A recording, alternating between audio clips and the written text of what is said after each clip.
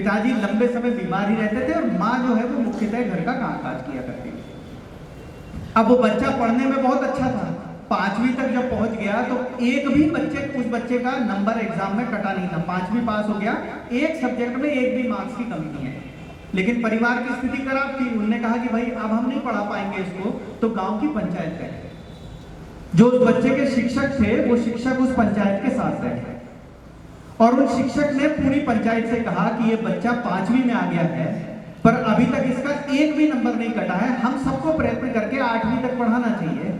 सब पास के गांव में 8वीं तक का स्कूल था, सारे गांव ने प्रयत्न करा और बच्चा 8वीं पास हो गया। अब जब 8वीं पास हो गया तो माँ ने फिर कहा कि भाई हमको अब इसको आप काम पे लगा दो, 2 हाथ और मिल जाएंगे काम करने के लिए, घर चलेगा थोड़ा। तो वो शिक्षक फिर आ गए, बोले 8वीं, उस समय बोर्ड एग्जाम हुआ करता था, मैंने भी 5वीं 8वीं 10वीं सबके बोर्ड दिए हैं, तो 8वीं का बोर्ड एग्जाम था। बोले बोर्ड एग्जाम का टॉपर है, इसको आप स्कूल कैसे छुड़वाओगे? तो आप तो एक काम करो, इसे अपन कम से कम मैट्रिक तक की पढ़ाई करवाते हैं। अब मैट्रिक की पढ़ाई दूर होती थी तो कैसे पढ़ाई होगी? तो सब गांव वालों ने मिलकर उसको एक साइकिल खरीद के दे दी और वो बच्चा साइकिल से जाकर अपनी मैट्रिक की पढ़ाई करने लगा। मैट्रिक की पढ़ाई करता, जब शाम को लौटता तो माँ ने एक शर्त रख दी थी कि जब ये लौटेगा तो बीच में खेत में रुककर थोड़ा सा खेत में भी काम करना पड़ेगा। तो बच्चा खेत में काम किया करता।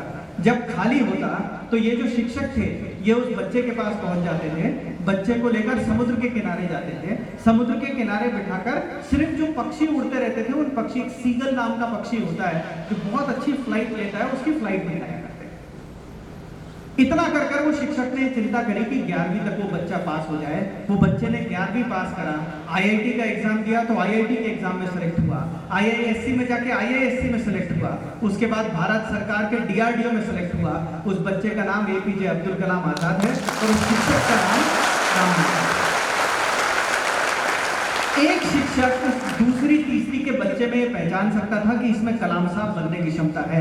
और फिर शिक्षक का प्रतिसाद भी देखिए, एपीजे अब्दुल कलाम आजाद शायद दुनिया में कहीं भी अगर नौकरी मांगते तो उनसे बड़ी नौकरी किसी को नहीं मिल सकती थी, पर एक दिन ऐसा नहीं रहा, शादी नहीं करी, विवाह नहीं करा इकलौता होने के बावजूद भी, और पूरा देश, पूरा जीवन जो है इस भारत माँ की सेवा में लगा दिया।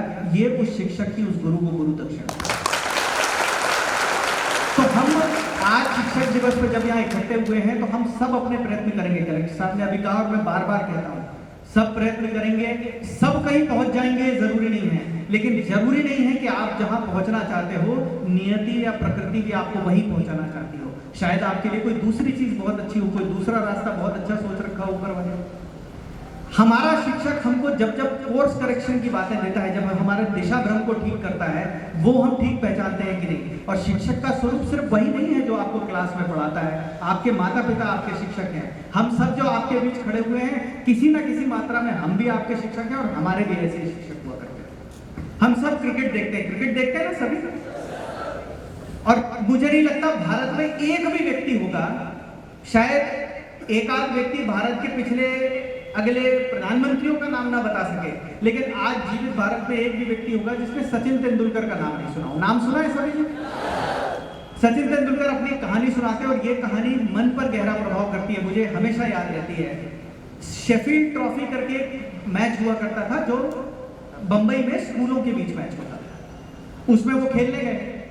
अब जब खेलने गए तो उनकी टीम बड़ी बुरी स्थिति में थी। उनके कोच हुआ करते थे जिनका नाम शायद बहुत लोग जानते होंगे, उनके कोच का नाम था रमाकांत आचरेकर। तो वो जो टीम थी वो बड़ी विकट स्थिति में थी, फंसी हुई थी, ऐसा लग रहा था कि पूरे ओवर भी खेल पाएंगे कि नहीं खेल पाएंगे। ये बैटिंग करने गए, शायद 12-13 रन पे 3-4 विकेट हो चुके थे, नॉन स्ट्राइकर पे खड़े थे और ऐसा लग रहा था कि जीतना तो असंभव है, 250-300 का टारगेट था। अब सचिन तेंदुलकर थे, शायद वो स्कूल के बाकी तो क्या लड़ पाते उनके सामने। वहां से बॉलिंग शुरू हुई, यहाँ से इनकी बैटिंग शुरू हुई। थोड़ी देर में देखते ऐसा हुआ कि दूसरा जो नॉन स्ट्राइकर था उसे तो खेलने का मौका ही नहीं मिल रहा था। लगभग लक्ष्य के पास ही पहुंच गए। कुछ ऐसा बताते हैं शायद 50-52 गेंदों में उस समय कुछ 160 रन की पारी थी। जब 10-12 रन बचे थे मैच जीतने के लिए, तो एक यूं ही छक्का मारने की कोशिश होगी, शॉट लगाया, बाउंड्री पे कैच हो गए, आउट हो गए। लेकिन तब तक ऐसा हो गया था कि 3 ओवर बचे थे और 3 रन 4 रन चाहिए थे, तो बड़ी आसानी से टीम मैच जीत गई। अब जब मैच खत्म हो गया तो सब कोच के पास पहुंचे तो सचिन तेंदुलकर कहते हैं कि मैं बिल्कुल गर्व से फूला समा रहा था कि आज तो मैं देखो कहां से अपनी टीम को निकाल कर लाया हूं, बर्बाद हो गई थी और मैच जिता कर लाया हूं। जब कोच के पास पहुंचे तो कोच ने उनको अपने पास बुलाया और एक खींच कर चाटा मारा। अब ये हदप्रभ थे कि मैंने तो 50 बॉलों में 160 की पारी खेल ली, टीम हार रही थी, टीम को जिता दिया और इन्हें मुझे चाटा मार रहे हैं, तो चाटा क्यों मारा? उस दिन तो हिम्मत नहीं हुई। अगले दिन जाकर पूछे कि आपने मुझे चाटा क्यों मारा था? मैं तो मैच जिता कर लाया। तो बोले 52 बॉल जो तुमने अच्छी खेली थी उसकी कीमत नहीं है, तुम इस चीज के लिए नहीं बने हो जहां तुम आज स्कूलों का मैच खेल रहे हो। तुम आउट किस तरीके से हुए थे? जो आउट हुए थे वो गैर जिम्मेदाराना तरीका था, ये कोई आउट होने का तरीका नहीं है।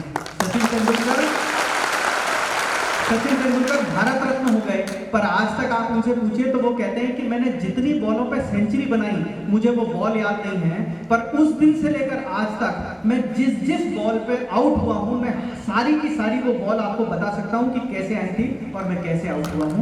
ये शिक्षक का कॉन्ट्रीब्यूशन होता है, ये स्टूडेंट का प्रभाव है। आप सब अपने जीवन में बहुत प्रगति करेंगे, इसमें किसी प्रकार की कोई दो राय नहीं। हम जब सिस्टम में प्रगति नहीं पाएंगे, आवश्यकता होगी तो लड़ेंगे भी और आवश्यकता होगी तो फिर हम बैठकर बात भी करेंगे। एक चीज बस हमको ध्यान रखना है, हम जो बनने आए हैं वो क्या बनने आए हैं ये महत्वपूर्ण नहीं है। आप सब छोटे छोटे गांवों से आए हो, आप सब दूर प्रदेशों से आए हो। मैं जब MBBS बंबई करने गया था तो सागर नाम के शहर से गया था, कोई जानता ही नहीं था। सागर बताता था तो उनको लगता था समुद्र से आए हैं। तो सब छोटे छोटे शहरों से गए और वहां पहुंचे हैं। हम क्या बनने गए हैं वो बन पाएंगे, वो चीज बन पाएंगे कि नहीं बन पाएंगे ये महत्वपूर्ण नहीं है, पर यहाँ से एक अच्छा इंसान बनकर लौटेंगे और जब लौटेंगे तो अपने क्षेत्र को भी कुछ बनाकर जाएंगे। बहुत सरल बात है, हम सब चाहते हैं कि भारत बहुत अच्छा सुपर पावर विश्व गुरु बने। उस भारत को भारत बनाने की शुरुआत आपके गांव से होगी और उस गांव को उस गांव बनाने की शुरुआत आपसे।